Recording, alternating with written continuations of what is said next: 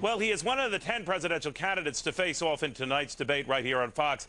But I got to tell you, I have never seen so many viewer emails urging us to get a candidate on our air as I have with this particular gentleman. Our mailbox is consistently flooded with these requests. With us now is Republican Congressman Ron Paul of Texas. Congressman, you must have some very loyal fans. Well, that's good. That's what you need in a campaign. Okay, well, you got your chance. You're in a debate form right now, but you're nowhere in the polls. Polls don't mean anything, I know. How are you going to stand out tonight? Well, I guess just telling the truth like I did last time, and we did very well. I think straightforward answers will serve me well. I think we face a lot of problems, and I've talked about them for a good many years. I've talked about why we shouldn't have gone to the war and why we should end the war. I've talked about the financial conditions. I don't think this country can do well borrowing nearly $3 billion a day from places like Japan and China to service our account deficit. And we're leaving a $60 trillion obligation to the next generation. So this country's in serious financial trouble. And besides, although the market today was excited about good news on inflation, I saw some bad news in that. I mean, 5% inflation rate, and that's probably less than 2% or so of what's really happening. The American people are sick and tired of inflation when they go buy their gasoline or pay their medical bills. So we have but you can't, Congressman. I mean, we've got a pretty good economy going here, right? I mean, we've got productivity soaring. We've got retail sales that are strong. We've got corporate earnings that for what, the 19th quarter are up double digit.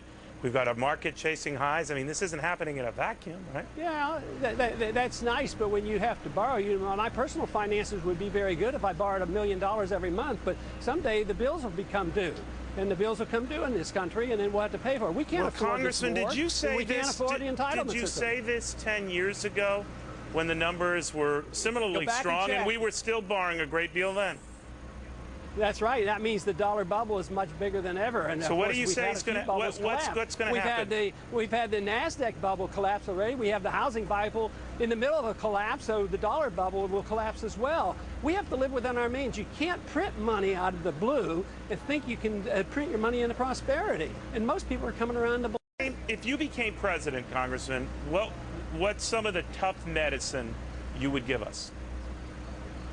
Well, I think we should live within our means. I think we should balance the budget. I think we could do that by bringing our troops home and saving hundreds of billions of dollars on a foreign policy of interventionism. We should go back to the old right position, not the neoconservative position. We shouldn't be adding new entitlement programs. We should live within our means. And would you rescind, sir, the president's tax cuts, let them expire in 2010? I am sorry, you rescind which? The tax cuts, let them expire in 2010? No, heavens no. We need greater tax cuts. We don't need to rescind tax cuts. We need to reduce taxes a lot more.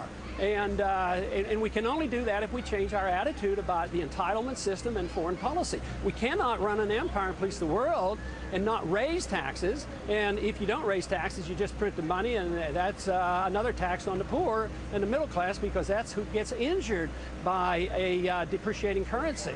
So it's back to the old story. We should have a government that lives within the bounds of the Constitution. It is not authorized to do most of what we do in Washington, and certainly we can't afford it. And as long as they trust the dollar, we can get away with it. But there is a day, and we're in the middle of a dollar that is sliding on international markets, and it's going to continue to slide. So what about? It may crash one of these days. All right. What about Social Security? You talk about entitlement programs, Medicare. Do we need them? Medicare, well, the only way you can survive by taking care of the people we've taught to be dependent is to change the foreign policy. Because, yes, we should have a transition period, and young people should certainly be given a chance to get out of Social Security. You should give people over 65 the option on their medical savings account. They're not even allowed to have a medical savings account. If they're unhappy with Medicare, they're forced to be in it. It's a monopoly, government monopoly. So, no, we should have choices. We should have market choices always. And as long as it's forced into the government system, you're going to have inefficiencies. And that's what we're suffering from today. All right. Well, Congressman, if you say even some of this stuff tonight, you're going to create fireworks. Very good seeing you, sir. Thank you very much. Thank you.